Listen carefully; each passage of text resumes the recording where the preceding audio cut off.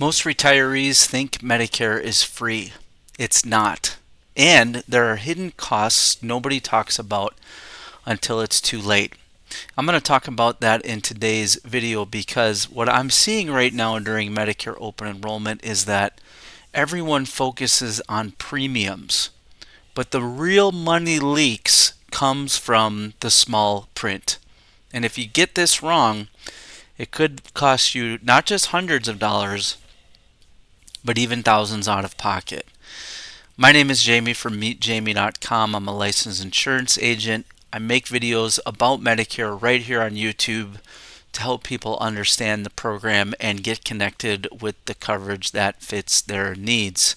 Every day I talk to people almost on Medicare, and one of the things that I see time and time again is that there are some hidden costs that people transitioning to Medicare haven't really thought about. And in this video, I'm going to give you 5 of them.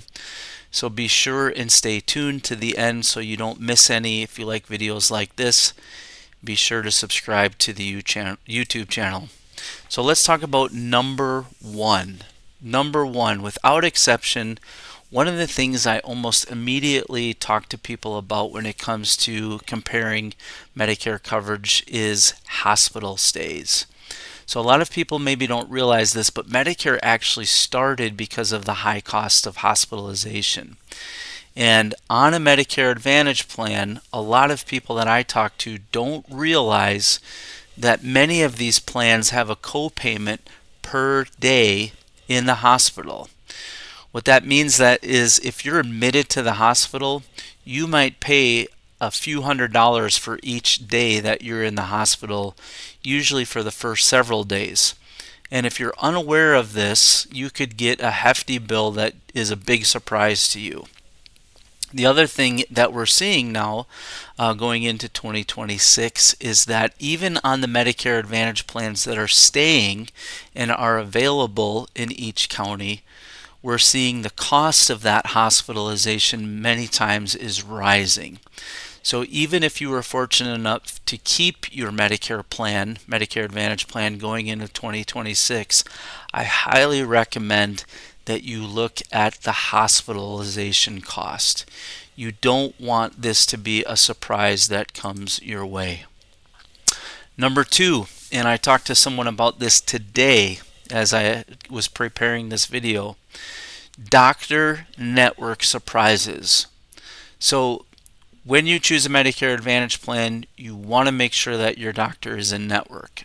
But just because your doctor is in network today doesn't mean your doctor will be in network tomorrow. Under Medicare Advantage plans, networks change. Doctors leave contracts or there's a contract dispute. It happens every year. And if you suddenly have to see a doctor outside of your network, many times it is going to cost you more money. So make sure that when you're choosing a Medicare Advantage plan for the coming year, you are making sure your doctor is in network. And if that were to change, be prepared to switch doctors if need be. So number 1, hospital stays on Advantage plans. Number 2, doctor network surprises. Number 3, Part D drug tiers and formularies. The prescription drug plans are extremely confusing. But the way that you can remember how these work is that generally speaking, you will pay less out of pocket if your prescriptions fall within tiers 1 and 2. So there are several tiers that are built into these Part D prescription drug plans. Usually under generic or preferred generic, you're going to have your lowest out-of-pocket cost. But if you take a prescription that is in tiers 3 or 4 or 5, or your prescription gets bumped into that, that could cost you hundreds of dollars each year. And it doesn't take much to have that happen. So again, when you're looking at Part D prescription drug coverage or even the Part D prescription drug coverage in Medicare Advantage, you want to do due diligence to make sure all of your prescriptions are covered under the formulary and that they will keep your costs at a level that you're comfortable with. You may end up hitting that $2,100 deductible in 2026. Just remember that's for the prescription drug costs. And so you want to make sure that all of your prescriptions are covered. By the way, if you have a standalone Part D prescription drug plan and you have a supplement, you don't have to have the Part D drug plan with the same company as your supplement, and you can change that Part D drug plan each open enrollment, which is what we're in right now. Number 4, sometimes you have to remember that the free benefits, and actually they're not supposed to say free, but there's a lot of crazy advertising out there. Dental and vision is not free. So many times what you'll see is that a cleaning or two is included, x-rays or two are included, but once you start needing work done, let's say an extraction, an implant, those types of things, that's where the cost to you is going to come into play. And so you have to remember that even if you're looking at a Medicare Advantage plan that includes dental and vision coverage, you want to read the fine print. When it says coverage, what does that mean? How much is covered? What is covered? And each of these plans usually has what's called a maximum benefit. In other words, the maximum amount it's going to pay to you in any given calendar year. And again, I'll just repeat this. Just like we're seeing costs going up, we're seeing the benefits of these plans be reduced. So for example, you may have had a maximum benefit dental coverage of $2,000 in your plan.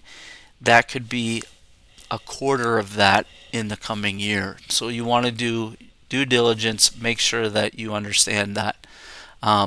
The ads shows a cleaning, not the crown. I like that phrase. And then number 5, you want to think about traveling. So if you have a Medicare Advantage plan and you spend time, let's say in Florida, you want to make sure that your plan works there.